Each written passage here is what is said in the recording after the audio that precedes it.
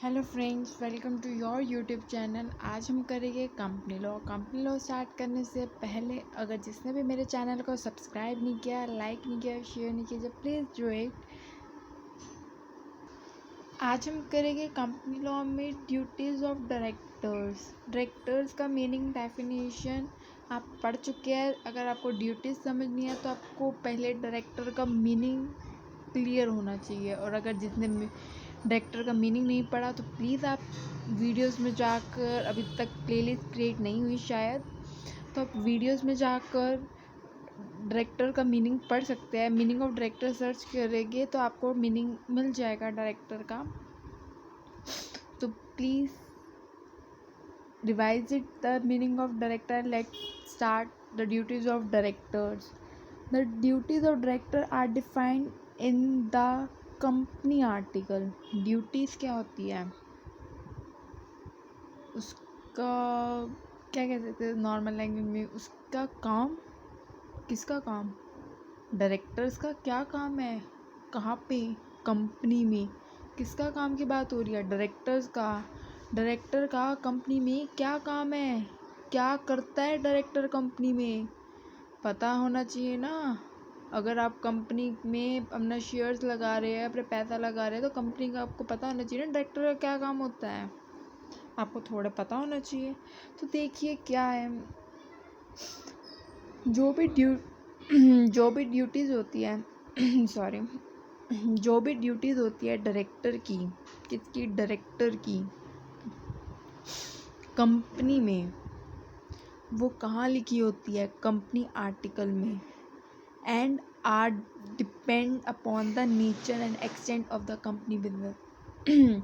ये किस पे डिपेंड होता है, ड्यूटीज कंपनी के ऊपर डिपेंड होता है। उस क्या उसका नेचर है, क्या क्या क्राइटेरिया, क्या चीज़ है, किस चीज़ का बिजनेस वो करता है, मतलब किस चीज़ की कंपनी है, तो उसके अकॉर्डिंग उसकी ड्यूटीज़ होएगी। It is therefore difficult to particularly define such duties, since under the provision of article of the company and the company act, the director have statutory duties and general duties which are discussed in what follow।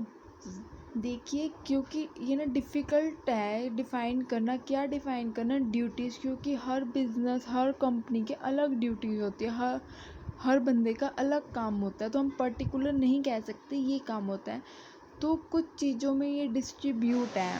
तो देखिए, जो general duties और जो rules and regulations है वो देखते हैं। पहला है ए स्टैचुटरी ड्यूटीज़। स्टैचुटरी ड्यूटीज़ मतलब रूल्स क्या है उसके लिए, डायरेक्टर्स के लिए। देखिए, फर्स्ट, इंस्पेक्टिंग द प्रोस्पेक्टस।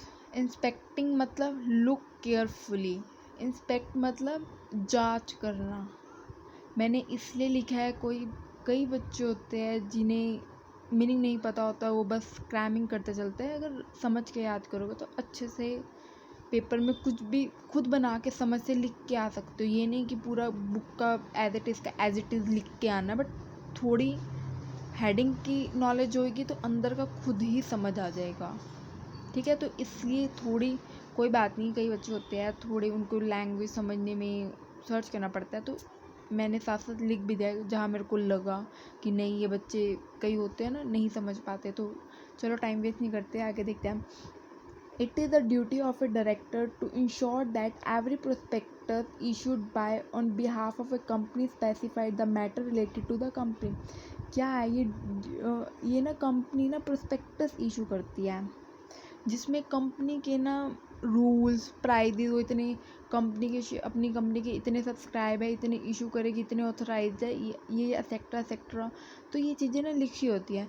तो इसका मतलब डायरेक्टर का क्या काम आता है यहाँ पे, डायरेक्टर ना कंपनी के बिहाफ पे उसको ना मेंटेन करता है, रिस्पॉन्सिबल होता है। कुछ ऐसी बात तो नहीं लिख दी प्रोस्पेक्टस में जो मिस स्टेटमेंट होगी, मतलब गलत बात होगी, जो हम कंपनी अगर लिख दिया कि हम कंपनी ना 20% डिविडेंड देगी शेयर्स पे, और ऐसा हो ही ना, बंदे पागलों की तरह खरीदे कंपनी में शेयर, नहीं ये कंपनी इतने इतने शेयर देगी, बाद में फ्रॉड, वो जो लॉस होगा तो कौन होगा, कोई भी कंपनी 20% डिविडेंड नहीं देती, कोई होती भी होगी जो लाखों में एक जो दे भी देती होगी, बट ऐसा कुछ लिख दे जो हो ही ना, तो बंदे तो ट्रस्ट करेंगे ना, उसने अपने प्रोस्पेक्टस में छापा है, ऐसा किया है, ऐसा किया है। तो ऐसे किसका प्रोस्पेक्टस प्रिंट करने से पहले किसका काम होता है चेक करना कि कुछ गलत तो नहीं लिखा डायरेक्टर का। साइनिंग द प्रोस्पेक्टस, देखिए प्रोस्पेक्टस ना ऐसे इशू नहीं किया जा सकता जब तक जितने भी कंपनी में डायरेक्टर्स होते हैं, जब तक उन सब के सिग्नेचर नहीं हो जाते तब तक ऐसे कंपनी इशू नहीं कर सकती प्रोस्पेक्टस। क्या नहीं इशू कर सकती? Prospectus. Presenting the annual statement, the director of a company must send the company annual statement under their signature to registrar of company. Presenting the annual मतलब ना हर कंपनी अपनी एनुअल स्टेटमेंट तो registrar के पास submit कराती है। अपने पूरे साल का बही खाता अकाउंट्स तो दिखाएगी ना, हमने इतना कमाया, इतना लॉस हुआ, हमें ये किया, हमने आज ये कंपनी में इन्वेस्ट किया, ये क्या हो गया, सारा रजिस्ट्रार को दिखाएगी ना। रजिस्ट्रार भी तो नज़र रखेगा ये कंपनी क्या कर रही है, क्या नहीं कर रही। तो इसीलिए हर साल उन्हें कंपनी के स्टेटमेंट कहाँ दिखाने होते हैं? रजिस्ट्रार में। Conveying of a general meeting बुलाने के लिए ना डायरेक्टर कॉल करता है सारे किसको? शेयर होल्डर्स को, कि हम अब मीटिंग है तो तुम आओ। इशू करता है नोटिस, कौन करता है इशू? डायरेक्टर का ही काम होता है, जो हर शेयर होल्डर को कहता है आओ आओ हमारे पास। कंपनी के मेंबर्स ही शेयर होल्डर होता है। जिसने चैप्टर नहीं पढ़ा तो वहीं पे जाके देख सकते हैं वीडियोस में क्या है। हाँ sorry, conveying of general meeting. Conveying general meeting ये भी एक वो है, कोई भी वो तो एनुअल स्टेटमेंट था ना। हाँ जनरल मीटिंग हमने यही था ना। कन्वेइंग मतलब कन्वे करना। कौन करता है convey? Board of directors convey करते हैं मीटिंग मेंबर्स को। शेयर होल्डर्स ही मेंबर्स होते हैं कंपनी के।